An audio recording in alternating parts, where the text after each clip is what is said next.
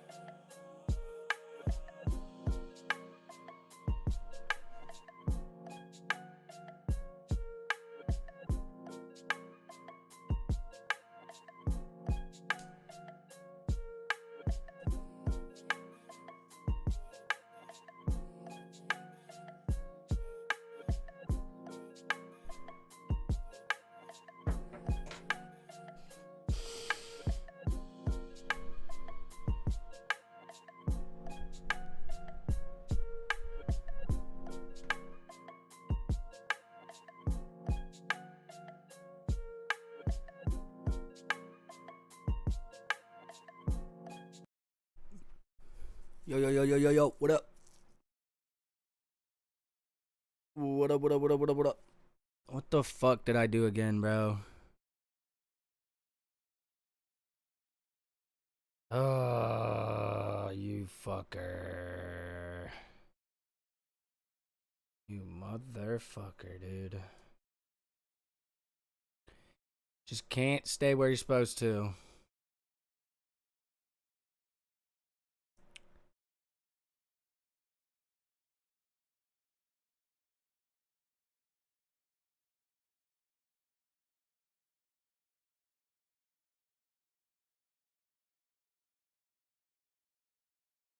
Oh, it is in the right spot. Is it black? It is, okay.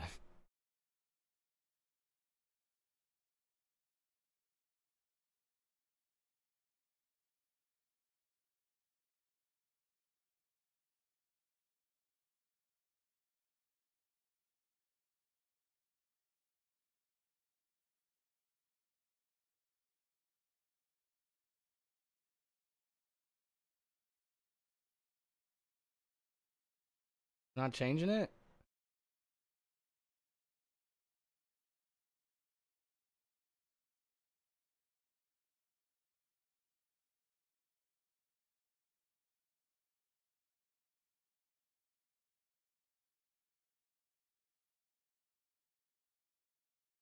Like, what? What the fuck is going on here?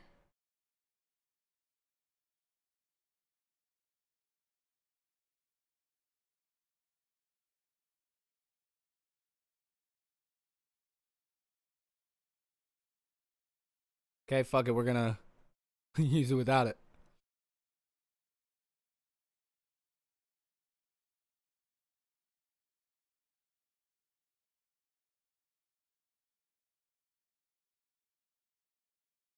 See what's going on with Charlie, man.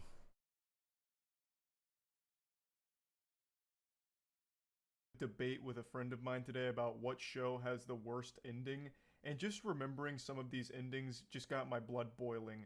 You know, I couldn't help but just grit my teeth, get like real upset about it as I talked about how some of these endings ruined amazing shows.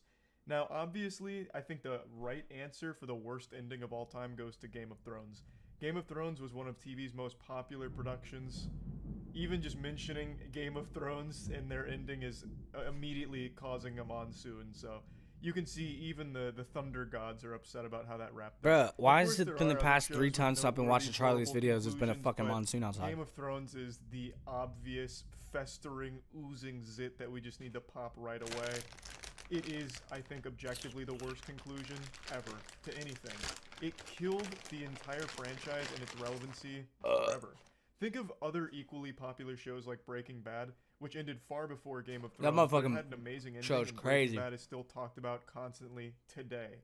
Whereas Game of Thrones, no one brings it up, except for Game of Thrones House of Dragon, and that's because it's brand new. But no one brings up anything about Game of Thrones anymore that isn't related to House of the Dragon. Like, it just doesn't happen because Season 8 was so horrible that everyone collectively wanted to forget it. We all came together as a society and tried to, like, hypnotize ourselves into believing that it wasn't real. Like a fucking Men in Black neuralizer trying to erase it from our memory. Even though Season 7 wasn't great either, Season 7 was when it really started to go downhill, but everyone huffed a lot of copium praying that Season 8 would redeem it. But instead it just publicly executed the franchise and Gangnam-style Fortnite danced on top of its corpse. It was disturbing how awful it was. Rest in peace, Game of Thrones. What's really interesting about it is there's an actual reason for why it sucked ass in the last 2 seasons and had a terrible finale. Like, you can actually pinpoint exactly the cause, the catalyst, for this eruption of shit.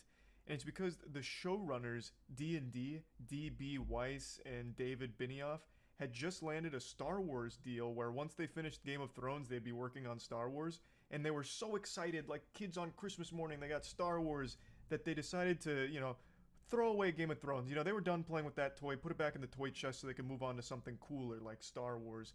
So HBO offered them more seasons to wrap up the series, but D&D decided they didn't want that. They decided to speed run it. What? That's exactly what we got. A rushed, One of their highest grossing they just vomited films a bunch ever? of Like, nonsense series and ever? haphazardly threw it all together. It was like me back in high school trying to finish a writing project I hadn't started and get it all done the night before it was due. It was terrible. So bad, in fact, that even the actors were laughing about it before it aired, sarcastically calling it the best season ever, or just laughing about, you know, it being disappointing. The actors also were pretty well aware that this was unsatisfactory and most people were going to be let down. And they were right. It was trash. It was truly terrible. And of course, a lot of people fell back onto the excuse of, it's not D&D's fault. This is what George R.R. Martin wrote. He gave them notes on where he wanted the series to finish, and they were just following his instructions. But you're wrong, you brain-dead Twitter zombie. That's not exactly the case, because if you'd use even the simplest amount of reasoning, you would realize that even if those plot points are exactly what George R.R. Martin wanted, I don't think he wanted them done in the span of a single episode. I'm assuming he'd want them built up. Because what happened in Season 8 is all of these plot points, all these like big plot events, all happened within 1 or 2 episodes, whereas before it'd be 1 or 2 seasons. Think about how long it took them to get from point A to point B back in like Season 5. They spent a whole season marching. Whereas in Season 7, they went from one side of the continent to the other in 1 episode. Like, they sent a message, and I guess all of a sudden they had fucking walkie-talkies or cell phones because they were able to communicate back and forth instantaneously and travel that fast, too. I'm sorry, but I'm totally not interested in this. See what Mood has got for me today.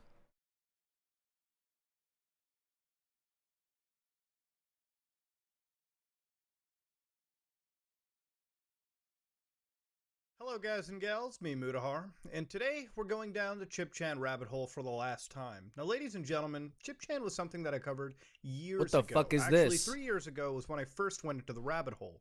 But of course in 2020, just 2 years ago almost, I ended up actually going and reporting that ChipChan had gone missing. Now ChipChan, for a lot of you who don't know as a quick primer, is an individual that's been streaming for over 12 years at this point. And they were streaming, basically them inside their house, and basically documenting their, I guess you could say, torture from the police, from an individual known as P, and the fact that they were suffering from a mind control weapon. There was a lot to question in regards to mental health, and that's something we're going to cover into later on. I want to start off by saying that nobody should interact with ChipChan. You should not go to the YouTube channel, you should not white knight, you should not jump into the scenario and try to, you should not jump in and interact at all. Realistically, the only people that can interact are ChipChan's inner circle, ChipChan's closest friends, and their support network, and if anything, the South Korean authorities and their mental health services, if they choose to intervene. By going in yourself, you're actually exacerbating the situation, so don't do it. Now, when I said ChipChan had gone missing, ChipChan had basically stopped live streaming, and for a while there was almost nothing being uploaded. I mean, initially I kind of thought at the time that maybe something terrible had happened. But ChipChan is completely back to YouTube, actually uploading underneath Mind Control Weapon, or Weapon Mind Control, whatever the channel may be. Now, this channel definitely makes me dry heave, and the reason I'm making this video is ChipChan is back. Now, instead of live streaming, ChipChan has been uploading videos constantly on YouTube, all about her various skin conditions, the fact that the Korean police are acting up using that alleged mind control weapon. And some of these show severe skin rashes all over her. On an extreme level, the amount of rashes, the burning rashes that have been happening are severe, and it's to a point that some have speculated that ChipChan is going through some level of sepsis, maybe early stage diabetes. I'm not a doctor, I'm not a medical professional, I've only been really relaying what the general speculations are. Now this has been going on for a while, months if anything, but ChipChan has been able to go outside, constantly recording South Korean police, just basically documenting her interactions with them. You can see the South Korean police are just driving by in this YouTube short. Even beyond that, there's times where she'll stalk the South Korean police or their various vehicles that are parked around all over the city. So for instance, here she is walking around in the city, taking photos of their various squad cars, their patrol vehicles, rolling around in the area. In the easiest, most palatable video one can watch about these skin conditions, you can see that she is documenting all of the various problems that are occurring, at least from her perspective, the mind control weapon that is implanted into her foot.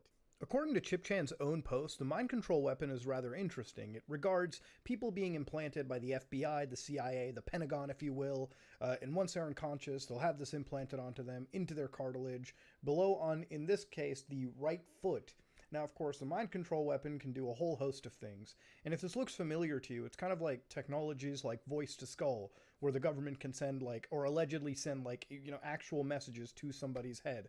People who are believed, people who suffer from, like, notions of paranoia, or those who believe to be subjects of targeted harassments, are those that oftentimes look into things like this and, bring them out to the world, or sort of propagate them, if you will.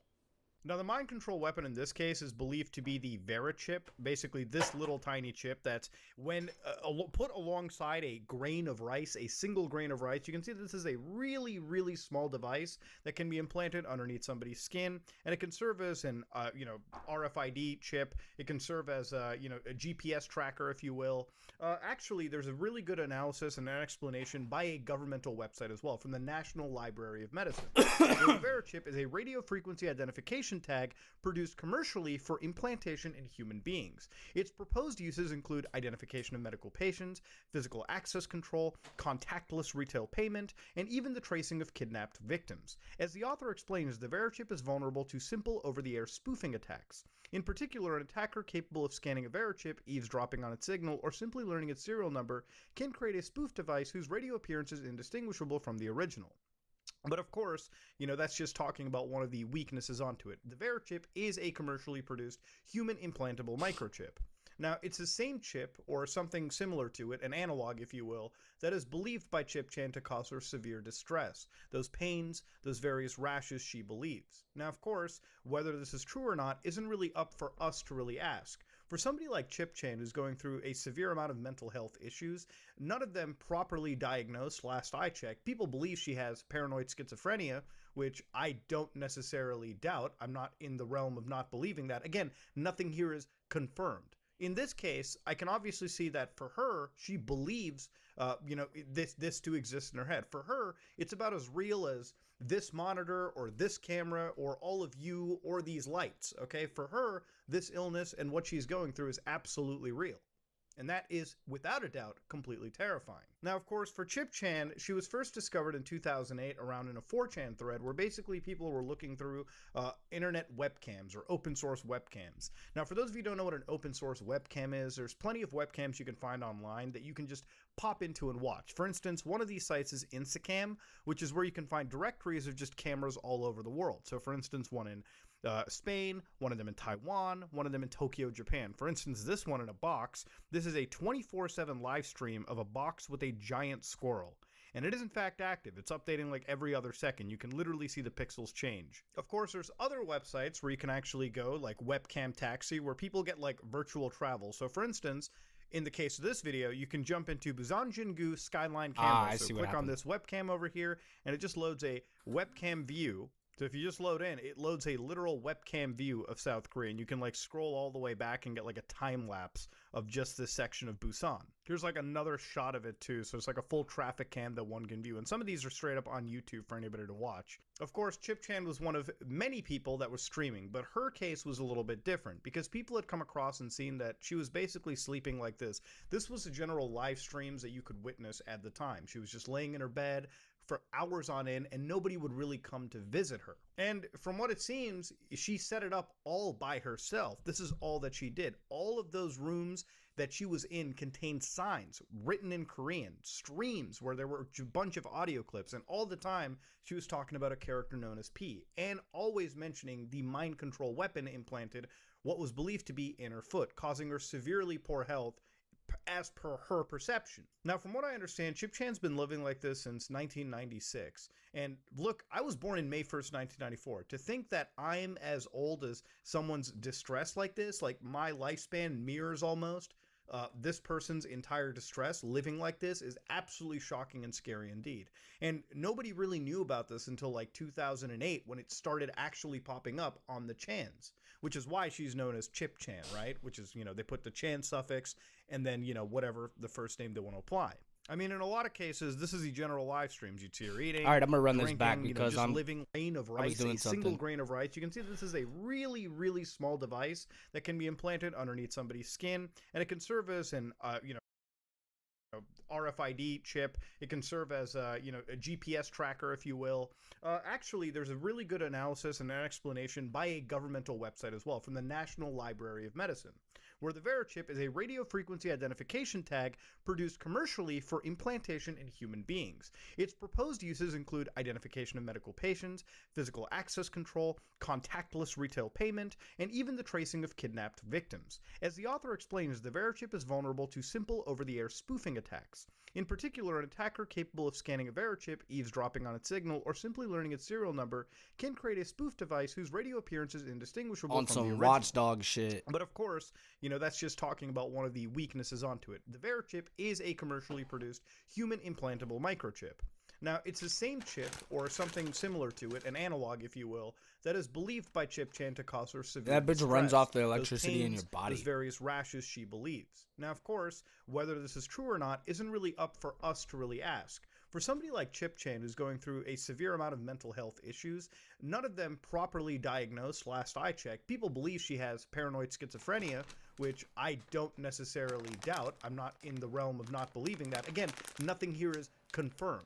In this case, I can obviously see that for her, she believes, this to exist in her head. For her, it's about as real as this monitor or this camera or all of you or these lights, okay? For her, this illness and what she's going through is absolutely real.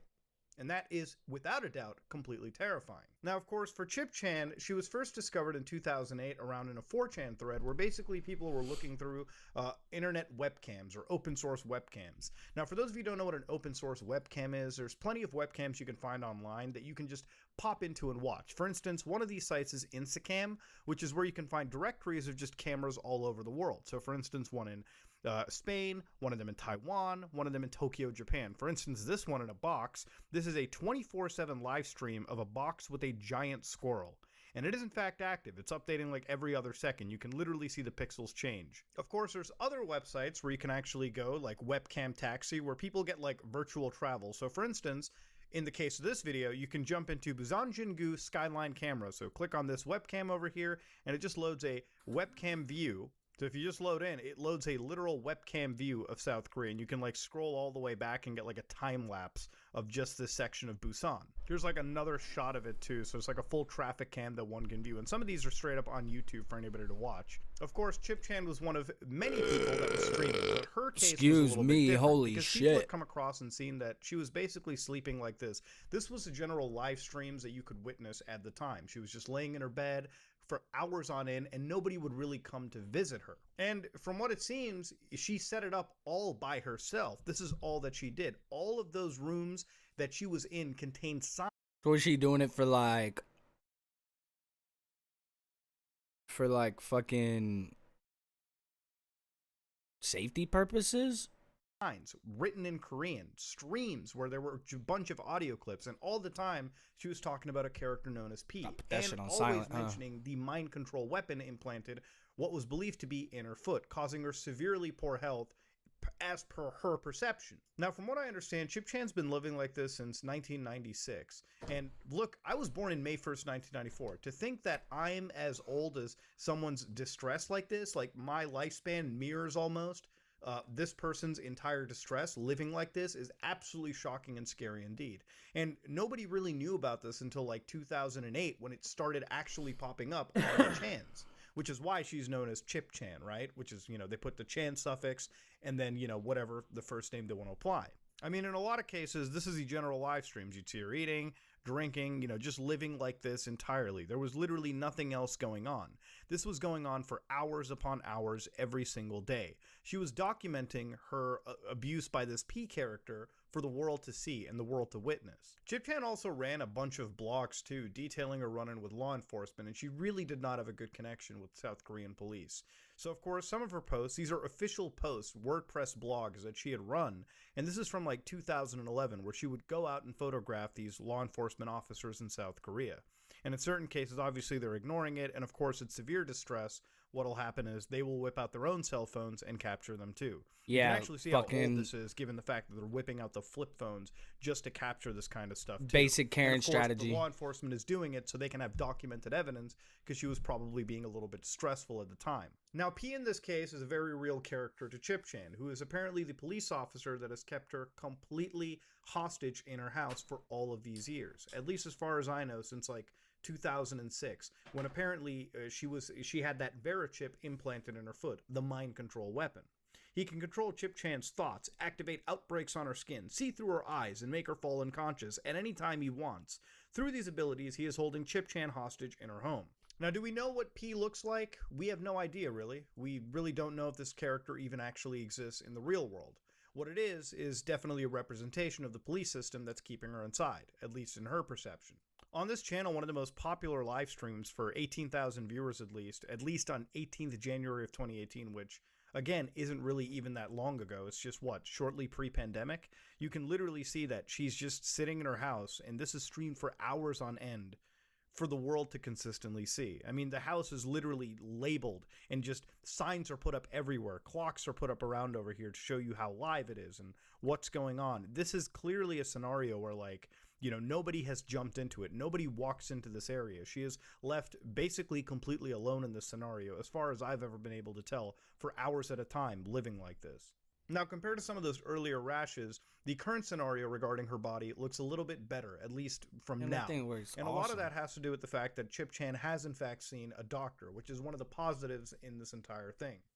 For instance, one of her posts was, in the description at least, "You can endure pain, but can't endure itching." So again, so much itchy all over my body, buttocks, back, and pelves. I apply very strong ointment, which was prescribed, but P uses mind control weapon. It becomes useless. What? Scabs, removed by P. It looks fine, but it's getting worse. Force removing the densely formed scabs. What? P reads my thoughts about filming a video of leg scabs, equals he took off them after making me unconscious. Force taking off scabs had damaged my skins more. Endless discharge secreted from the wound dried up and hardened into scabs on my legs. After implanting heat rash causing mind control weapon, it looked horrible. When I decided to take a video to upload, he took the scabs off after making me unconscious. My legs were covered by the scabs, and I tried to take a video closely of the scabs, but he removed them. He tortures me with maximum level of itch, pin tingling, all prickling. P is losing the swelling using mind control weapon. So again, P is very much a real character for her, and she is living What the with fuck? this for years on end. Now again, one of the big important things, like I said earlier, is not to involve yourself into the story. No amount of white knighting is ever going to help the situation, and various people have tried to jump into this in a very, very intense way. One of the posts, and I showed this last time, was by a Redditor who's like, "Hi all, I've been following Chip for years. Since before I even went to college, I'm surprised that nobody has ever actually just went over to save her. She would feel lower than dirt for not actually just tracking her. We should feel lower than dirt for not actually just tracking her down and talking some sense into her. She is a charming girl, and frankly, I would marry her to give her US citizenship and become her legal guardian." It's very weird. I'm willing to fly to Korea alone if someone can help me with relevant information, address any possible tips. I personally don't speak Korean, but as Chip speaks English, I'm hoping to get by with some very serious Duolingo Korean cramming.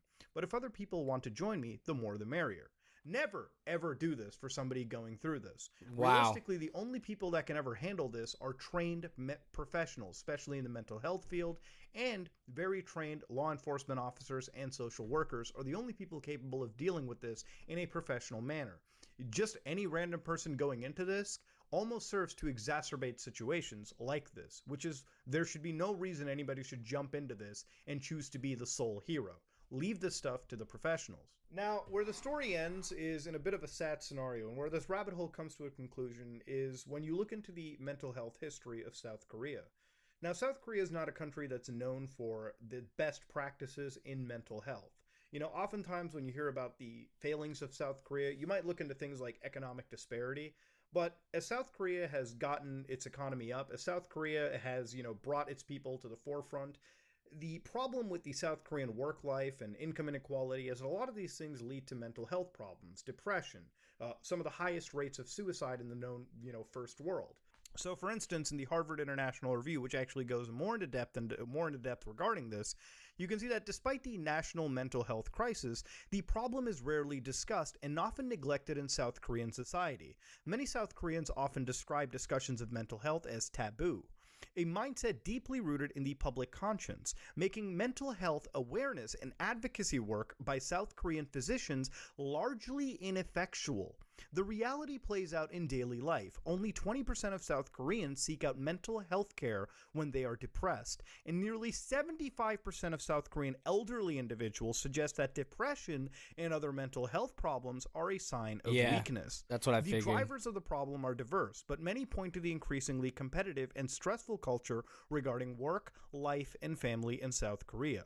Young people in particular face an unemployment rate that is 3 times higher than the national average, even before the pandemic. Damn. Along with a massive housing crunch around the capital, Seoul, such a crisis has led nearly 40% of young people to stop seeking work. This is absolutely terrible, not just from the forget the economic implications. Mental health is something that's not looked carefully all over the world. I would argue even in Canada, even in the United States, even in the United Kingdom, even in places where we have all these faculties available, oftentimes even we consider this stuff to be a little bit taboo. It's a lot harder for people to even talk about mental health. I'll say it as somebody from an Indian household. Talking about mental health is very difficult. In fact, I would say I'm one of the lucky people in my culture because my dad, being a doctor, has always talked about the benefits of mental health and why you got to take care of it. Him being a doctor knew that was very important. But a lot of us still also consider it taboo like the South Koreans do as well. It's just one of those things that's not talked about. And, obviously people talk about taking care of your physical health, very important. But if you can't take care of your mental health, that'll absolutely leave you crippled and absolutely leave you in a situation like Chip Chan. Chip Chan is a very extreme end of where the mental health has not been taken care of. I can't say she's a paranoid schizophrenic. She's not diagnosed with it. But clearly, there are some mental health issues left. And unfortunately, in South Korea's case, it doesn't seem like she is ever going to get that help that she truly deserves. She's just sort of left inside her house. I'm sure she might have some social welfare coming to check up on her from now and then, but that only goes so far. Now, Yeah. from this one thing, the Korea Biomedical Review, which from what I understand is a medical blog, the thing around here with the stigma around mental health is improving. So, for instance, I think people are more open to mental health treatment now because there's too much stress. People are reaching a limitation and dealing with it by themselves. In the past, people went to a psychiatrist as a last resort after trying everything else. Nowadays, people get treatment before their symptoms get worse. Some people go to get help even if they don't have a significant problem, which is of course very good. Getting it early and taking care of it on is great. But they also describe the cultural basis too. I think the high barrier of getting mental health treatment here has a lot to do with our Confucian culture, and that emphasizes individual will, spiritual strength, and self-discipline. One of the most respected historical figures in our country, Admiral Yi Sun-shin, is well known for saying, "Those who seek death shall live, those who seek life shall die." Buddhism from the Silla dynasty also has a proverbial saying, "Il she yu sim jo," that roughly translates into everything comes from the mind. These thoughts are embedded in our culture. Now, of course, obviously in South Korea's case, ladies and gentlemen, mental health is one of those things that's highly stigmatized. And even though that great advancements have been done, unfortunately, there's a lot of ways to go there. One of the real depressing parts about Chip Chan's story is she is one of many individuals, not just in South Korea, but all over the world. The only reason we're talking about Chip Chan, and the only reason she's in the radar, is because she was the only one uploading her condition onto the internet, which is already incredibly rare. If somebody is diagnosed with paranoid schizophrenia, as far as I've always understood, they don't really want the world to know. But of course, Chip Chan is documenting her situation because she's going through what she believes to be a very scary, real situation of forced imprisonment. Now, how real is that, from the outside looking in? Obviously, trained professionals have to go there and take care of the situation. Now, of course, in South Korea's case, who knows how much of that is That's actually probably not happening. gonna happen. Like I said earlier, she probably has a social aid worker that checks in every now and then. Maybe a neighbor that's really, careful. But there's no, expectation in the country, or there's probably no, long-term care in that situation, especially for somebody like this. What's scary is she's been going through this for years, and her situation probably mirrors that of tons of other people. But the only difference is we know of her and we don't know of them. Mental health is an incredibly serious thing, and going down the Chip Chan rabbit hole is one of the things that's made me absolutely be an advocate for things like mental health and absolutely promoting taking care of it the most. Because in reality, most people often overdo look at, and there is a big stigma around it, a very big stigma that still exists to this day. Had Chip Chan not had to face such a stigma, and the country had taken its mental health stuff even serious, I don't even think Chip Chan would have ever been a rabbit hole to go down on. She might have gotten the help she would have deserved a long time ago. But for now, this is a scenario where she consistently will update the entire internet about this situation that only seems to be exacerbating because there's nothing to come into it and talk her down, or at least logically guide her down a way that's more fit for her mental state. Ladies and gentlemen, the Chip Chan rabbit hole has come to an end. There's not much. Interesting. Interest.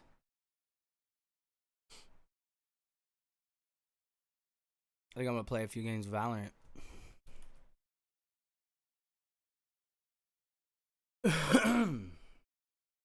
Ain't played this shit in a long ass time.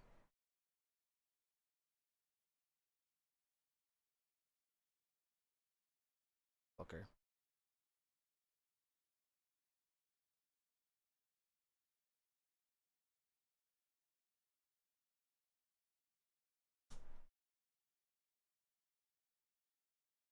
Played this shit in a long ass time. Okay. Whoops. I need to edit that.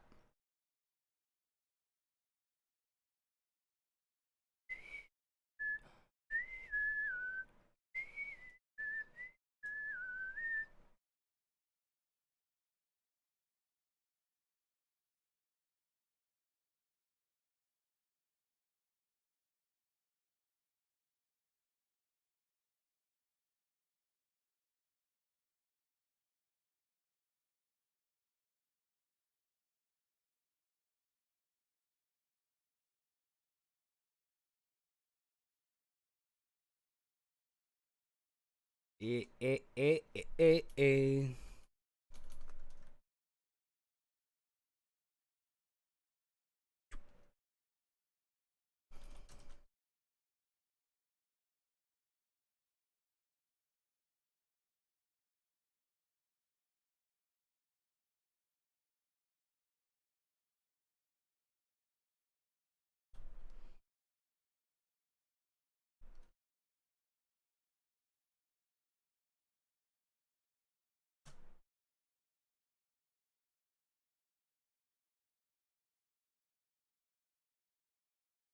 Damn.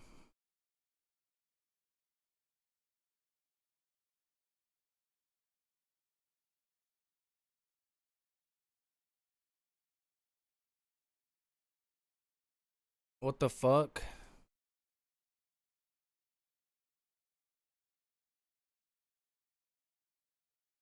Just have to do it like that.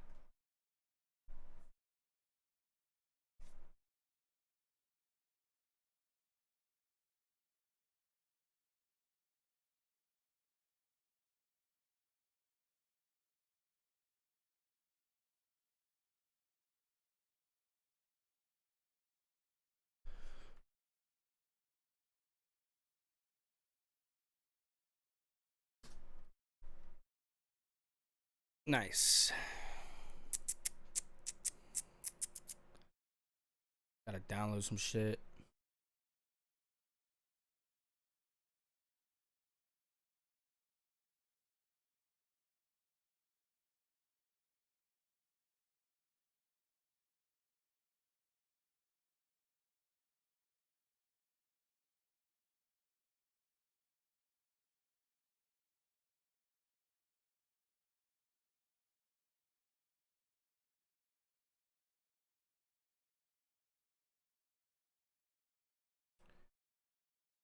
This bad boy up here. I make it a little smaller.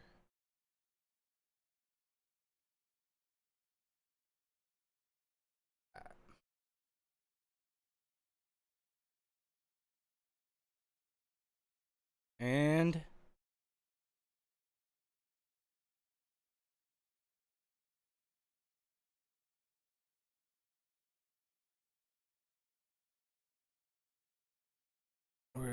okay, getting there.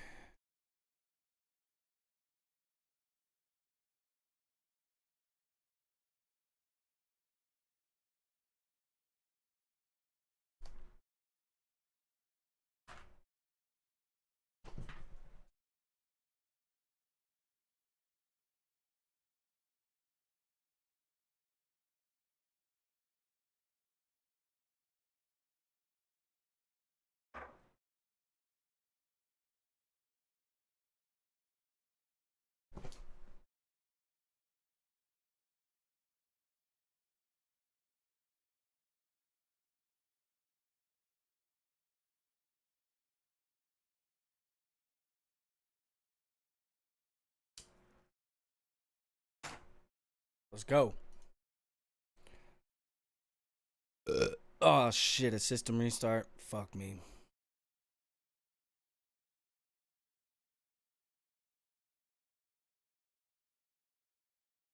Alright.